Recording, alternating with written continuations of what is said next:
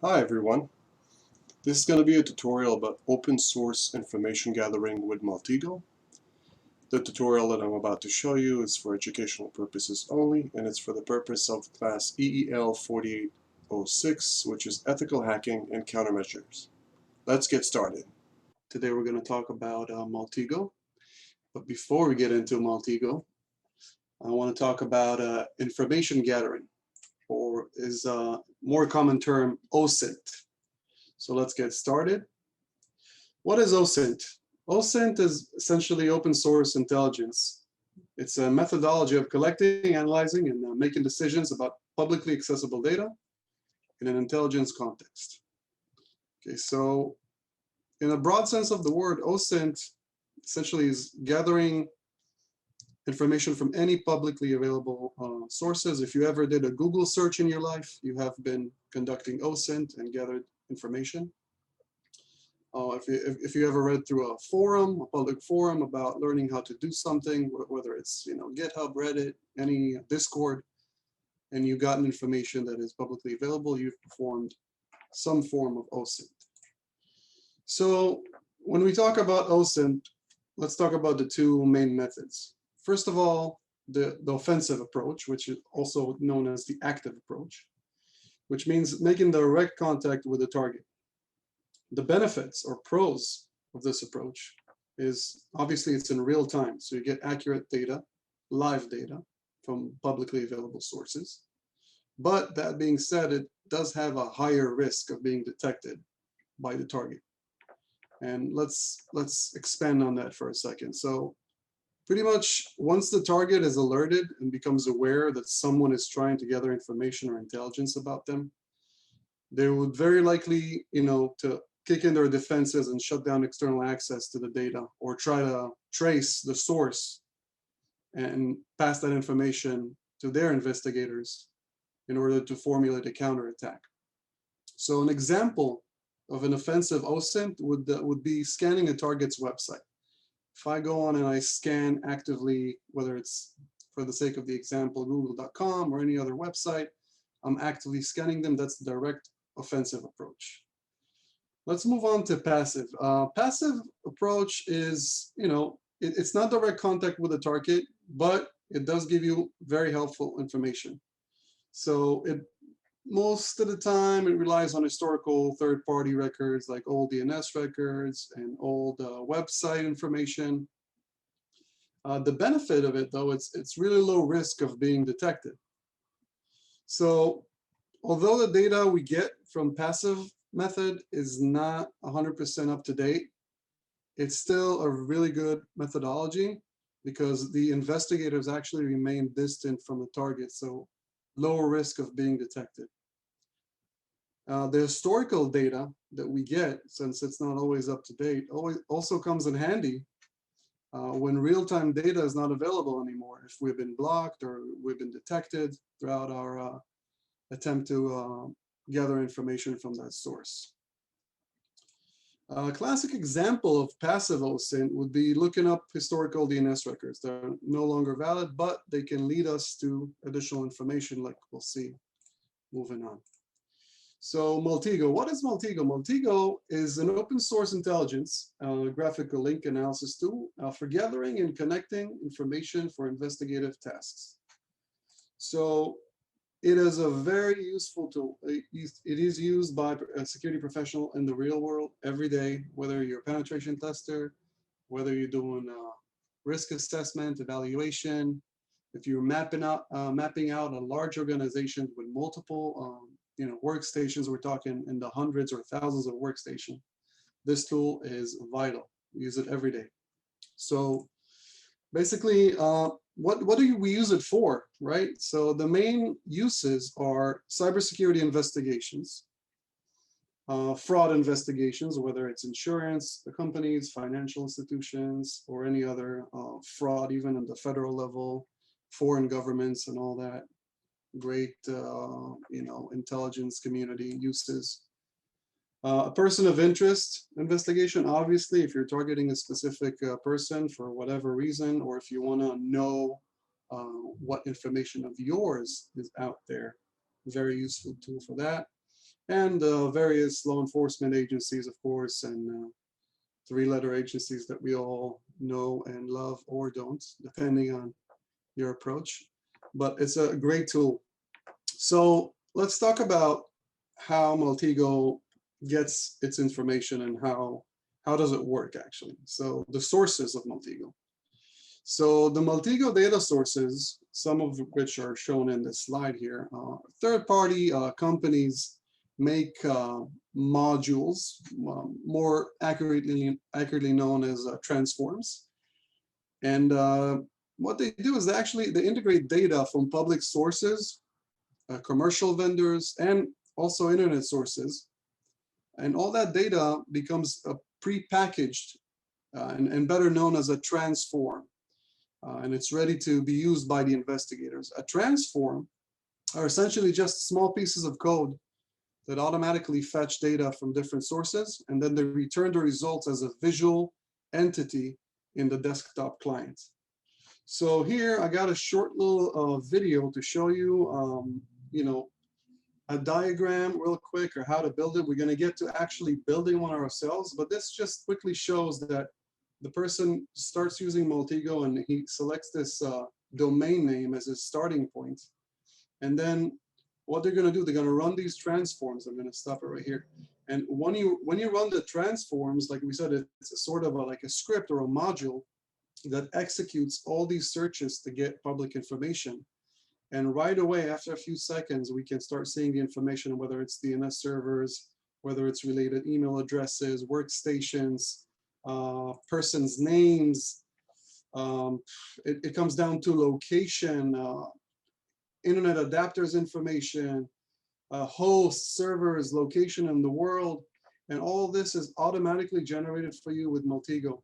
So it's pretty impressive what this tool can do, actually, if you want to gain information and conduct a proper investigation. So let's go ahead and start the actual demo. You can use Maltego as a standalone, meaning download it to you know, workstation of your choice, whether it's Windows or Mac. I prefer to use it within a virtual environment through VirtualBox on my Kali machine. I'm sure other builds have it too.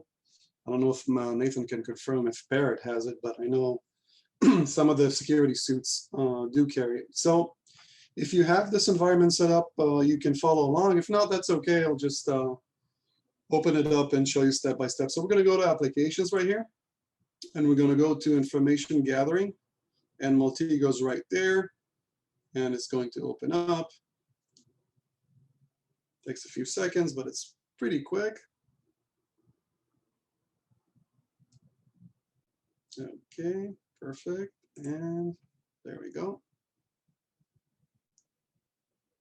So this is the home screen, the main screen of Maltego. Super intuitive, super easy to use, really not that complicated, but very, very useful. So here we can see all the transforms. Remember, those are the modules that actually run the scripts that gather the information for us. So you can customize it the way you want it, and there's stuff, insane useful stuff here. I mean, anywhere from blockchain to you know, full contact and Shodan, Maltego. I mean, it's endless, really. You can just add these modules and expand and customize your own Maltego. What I'm going to do, I'm going to use the default ones, but feel free, after you open it for the first time and you set up a free account with Maltego, feel free to add whatever you like. Some of these are free, some of these are paid. You see this one's free here, free. Some of these are purchased separately. Do your research, add what you like. I'm just going to do for the sake of the demonstration, just, you know, default environment, nothing customizable. So I'm not going to complicate anything. So we're going to open up a new graph, which is right here on the top left corner. All right, so we're going to start with a domain name, okay, for the sake of the demonstration. Again, this might be useful for you guys to actually check what information of mine is out on the internet. Like, what can you find on yourself? I was always curious of what data of mine is out there and how can I protect it better, and what people with sinister intentions can get a hold of. So let's start with a domain. Let's go here to the left-hand side. and you can see all the pieces of information that you can start with. So you can start with a domain, you can start with a person's name, an alias if that person is using a different name, a device, mobile computer, mobile phone, a smartphone. It's really endless here. You can use so many different types of bits and pieces of information. So if you, for example, and this ties back to the social engineering workshop that I hosted during Shell Hacks, and it's available on YouTube, on the UP YouTube channel if you want to watch that. If you get a business card from a person and it has minimal information, it can be just an email or a website or obviously the person's name, you already have more than enough, and we'll show it to you right now. So let's start with domain. We'll click on domain, we'll drag it here to the center of the graph, and we're going to change this domain name to a website that I use a lot, and you guys can check it out, dfer.science. It's a great resource for a lot of cybersecurity education and computer science related content. So we're going to start with that, and we're actually going to run the transforms on it to see what we get. So you can run them individually by clicking on the plus sign, and you can actually see DNS names, date lines, domains, email addresses. But what I'm going to do to keep it simple and just kind of show a proof of concept is just run all of them. And it's going to ask you for some attributes, but we're not going to mess with the beginning and end dates and all that. You can play with it later if you'd like.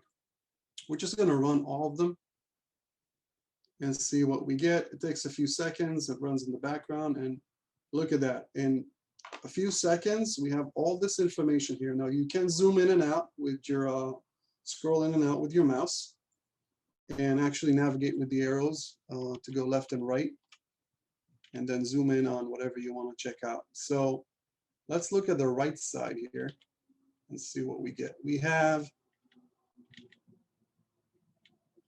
a bunch of website, .cn, I believe that's China, and .co, dfer.com, a whole bunch of websites here. We have an email address, which is kind of interesting, joshua@dfer.science, and we got a name of a person. So we didn't even start with the name of a person. We only started, to remind you, we only started with the domain name, which was dfer.science. Nothing personal about nobody. And here we are 3 seconds later, we got all this information mapped out beautifully. Now, if any of this is not relevant, let's say you're conducting an investigation and you find that, for example, these two websites are not relevant or unrelated to your mission or your target. So you can just highlight them and delete them and remove them from your flow chart, from your diagram. It makes things, clear and to the point. So interesting. I want to look at this Joshua James person that's directly related, as you can see from this arrow here, to the domain dfer.science. So what I'm going to do, I'm going to right click on Joshua's name. And again, you can specifically run specific transforms, but what I want to do to just demonstrate the power of this amazing tool is just run all of them. And again, don't worry about all that. If you want to deal with attributes, you're more than welcome to, but just keep it stock for now. And we'll run the transforms again. And now let's see what we get. Okay, now we get a lot of information. Let me zoom out a bit here. Hopefully you guys can see the size of the screen. It's not too small. Can you read the actual text? I'm going to zoom in for you guys. Let me see. And you're also writing, yeah, it's available on Linux, Windows, and Macs. Awesome. All right, cool. So from Joshua, we got to all these different email addresses, which if I'm an investigator, I'm going to look into all of them. But it's crazy to think what we got in only a few seconds of research, right? Investigation. So, okay, I see Joshua James at gmail.com. So now I went from getting this guy's work email, which was at dfer.science. Now I have access to his Gmail account, which seems to be his personal account, right? Here's his work account, Joshua at dfer.science. And then this is his personal email account. The even crazier thing here, if I zoom out a bit just to show you the whole structure, if I go right here and just hover over it, you can see how Maltego automatically highlights the link and gives me essentially as an investigator the link between the person, his email address, and we zoom out here, and the actual, if you scroll up there, the actual domain. So now I have a link between a domain name, an email address, and a person, kind of like of a triangulation, if you will. And obviously, needless to say, this is personal information. I don't know if it's sensitive or not. We're not going to dig too deep. We're just doing a proof of concept. But just imagine what you can do. You can explore and investigate further and run transforms on each and one of those people. And it seems like some of these are actually encrypted to not expose certain people's names. But this tool is incredible. So really, really useful tool. And we're only doing an intro level. Obviously, I don't want you guys to use this for any bad intentions or any sinister intentions. I want you to learn from it. It's a great information gathering tool if you're into the whole penetration testing, cybersecurity investigations, risk assessments, if you want to get into that world. But really, it's endless possibilities. Let's open up another graph here, and just for fun, let's do another domain here. Probably you might have heard of it, fiu.edu, right? Hopefully I'm not going to get kicked out of school for this, but let's try it. Run all transformations, and let's see what we get. So I just started with a domain name, nothing else. A bunch of DNS servers, and let me see what else I have here. fiu.bz.ca, a whole bunch of stuff here. Okay, actual institution, there we go. And we have IPv4 addresses, IPv6 addresses. I have location, which is really cool. I wanted to show you an example that actually gives you a location. So it's crazy. You can have a little bit of information that you might not even know anything about, and all of a sudden you know exactly where the person or the target is located. SMTP servers, and look at this, guys. Look on the bottom, a whole bunch of names. I don't know if you recognize any of these. I don't. But you can actually get to people's, personal information just by exploring the FIU domain name. So I'm not going to go too deep into this because I don't want to, open a front with anybody. But look here, you can even find a phone number, right? So here, directly linked to fiu.edu, we have a phone number. And hold on. If I can get that phone number, let me see, can I do that? This is going to act up. I can do it. I can copy that and minimize this and open the browser within Kali. Good old, go to our old pal Google and paste the phone number there. Don't need that one. And look at that. 2 seconds and we got David Rotella, FIU faculty and staff. So I don't even know who this person is, but just by playing around for a few seconds, we already found his information and his phone number, email address, everything. And it's probably, I'm guessing it's the same David, might be the same David here that's linked. So this tool, guys, is very useful, very powerful. You can, as you can imagine, it can be quite dangerous in the wrong hands, but it could be very useful in the right hands of people that pursue cybersecurity education and maybe one day want to work for the government or do private consulting for the government or different government agencies and actually help protect the nation. So it goes both ways.